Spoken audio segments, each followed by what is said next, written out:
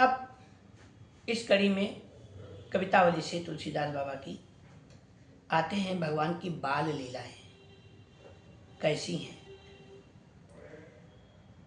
कबहू शशि मांगत आरी करें, कबहू प्रतिबिंब निहारी डरें, कबहू कर ताल बजाई के नाचत, मातु सबे मन मोद भरें। कबहू ऋषि आई कहें हटि के, पुनि लेत सोई जही लागी अरें।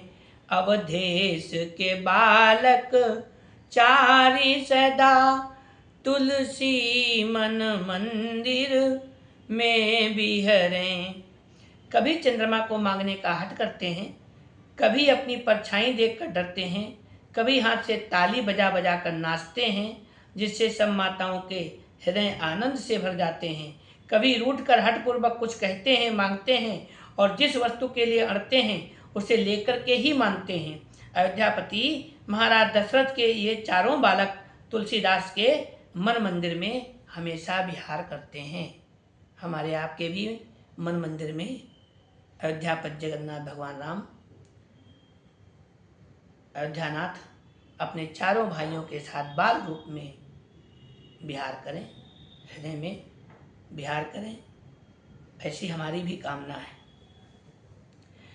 बरदंत की पंगति कुंद कली, अधराधर पल्लव खोलन की, चपला चमके घन बीच जगह, छवि मोतिन माल अमोलन की। घुंघरारी लटें लटके मुख ऊपर, कुंडल लोल कपोलन की। न्योछावरी प्राण करे तुलसी, बलि जाऊं ललाइन बोलन की। न्योछावरी प्राण करे तुलसी, बलि जाऊं ललाइन बोलन की। कुंदकली के समान उज्जवल वर्ण वाले दंतावली, अधरपुटों का खुलना और अमूल्य मुक्ता मालाओं की छवि ऐसी जान पड़ती है मानो श्याम के मेघ के भीतर बिजली चमकती हो। मुख पर घुंघराली अलकें लटक रही हैं। तुलसीदास जी कहते हैं, लल्ला मैं कुंडलों की झलक से सुशोभित तुम्हारे कपोलों और इन अमोल बोलों पर अपने प्राण न्यौछावर करता हूँ। पद कंजनि मंजु बनी पनही, धनुही सर पंकज पानी लिए। लरिका संग खेलत डोलत हैं, सरजू तट चौहट हाट हिये। तुलसी अस बालक सो नहीं नेऊ, कहा जप जोग समाधि किए। नरवे खर सूकर स्वान समान, कहो जग में फल कौन जिए। उनके चरण कमलों में मनोहर जूतियां शोभित हैं। वे कर कमलों में छोटा सा धनुष बाण लिए हुए हैं। बालकों के साथ सरजू के किनारे चौराहे और बाजारों में खेलते फिरते हैं। तुलसीदास जी कहते हैं, यदि ऐसे बालकों से प्रेम न हुआ तो बताइए जप योग अथवा समाधि करने से क्या लाभ है। वे लोग तो गधों, सूकरों और कुत्तों के समान हैं। बताइए संसार में उनके जीने का क्या फल है। सरजू बर तीरहि तीर फिरे, रघुबीर सखा अरुबीर सबे। धनुहि कर तीर निसंग कसे, कटपीत दुकूल नबीन फबे। तुलसी तेहि अवसर लावनिता, 10 4 9 3 21 सबे। मति भारती पंगु बई जो नियारी, बिचारी फिरी उपमा न पवे। श्री रघुनाथ जी उनके सखा और सब भाई पवित्र सरयू नदी के किनारे किनारे घूमते फिरते हैं। उनके हाथ में छोटे छोटे धनुष बाण हैं, कमर में तरकस कसा हुआ है और शरीर पर नूतन पीतांबर सुशोभित है। तुलसीदास जी कहते हैं, श्री शारदा की मति, उस समय की सुंदरता, उपमा, 14 भुवन, 9 खंड, तीनों लोक और 21 ब्रह्मांडों में जब विचार पूर्वक खोजने पर भी नहीं पा सकी, तब कुंठित हो गई।